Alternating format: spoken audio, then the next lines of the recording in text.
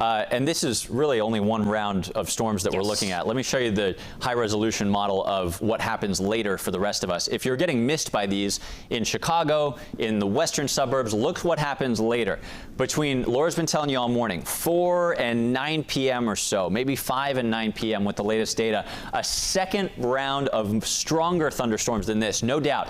Widespread severe thunderstorm warnings, widespread tornado warnings possible. Look at the not only purple, but the black colors. These are really mean-looking storms with 80-mile-per-hour straight-line winds, multiple tornadoes, even strong or violent tornadoes possible. That's wording that I've never heard used by our local National Weather Service, saying there could be EF3, EF4, or 5 tornadoes with the atmosphere that we have out there today. If you get up on that EF scale, which of course goes from 0 to 5, 4 and 5 are really only survivable if you are underground in a storm shelter. So with this worst of the storm missing Chicago right now, this is a good time to think of what would I do if a tornado warning is issued at, 6, 7, 8 p.m. as the second line of storms moves in. Because, Laura, I'll bet we get a lot of tornado warnings moving back in later on this evening. Absolutely, and that's the type of environment that we're working with here. So we were talking earlier that we've been alerting you for the last several days that we've had that large area, that level 3 risk, and with the environment and the atmosphere that we have here, those thunderstorms, the back half of this,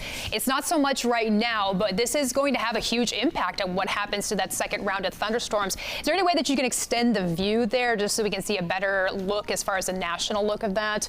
Yeah, there's those right in the corner there. So it does not appear that we have severe thunderstorm warnings or even tornado warnings that are in effect. But like you said, after 5 o'clock for Chicago, that's really going to be the window there and beyond until about 8, 9 o'clock for potentially some strong tornadoes, destructive winds. We got a taste of that yesterday. Winds out at Midway reported 72-mile-an-hour winds. Oh, yeah. It was rough, and so we are expecting another few hours that'll likely be turbulent through the evening. We were talking about some of those outdoor events, too. I've been combing through everything to see if event organizers have put out any type of alert like, hey, this is what's going on.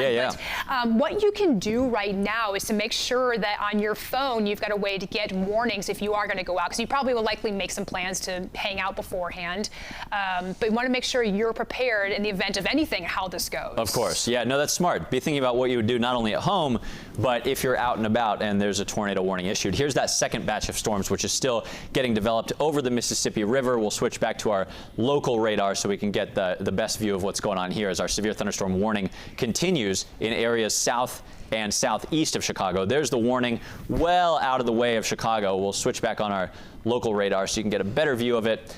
This severe thunderstorm warning, again, does not include the Chicago area. We're also watching the possibility of damaging thunderstorm winds with this as it rolls east of Kankakee toward places like Crown Point, northern Newton County. I know this is largely rural area, lots of big farms, lots of open land and wind turbines in this area, but this is a pretty impactful line of severe thunderstorms with 60 to 65 mile-per-hour wind gusts possible. And if this rolls in, you're certainly going to know it over the next couple of hours. So we're going to stay with you through the afternoon with more updates as these storms evolve. Right now, the severe thunderstorm warning continues for places like Lake County, Indiana, among others, until 3:15. We'll break back in here with pretty frequent updates, and especially if new warnings are issued. In the meantime, for now, this is meteorologist David Yeomans and Laura Bannon in the First Alert Weather Center. We'll see you again soon.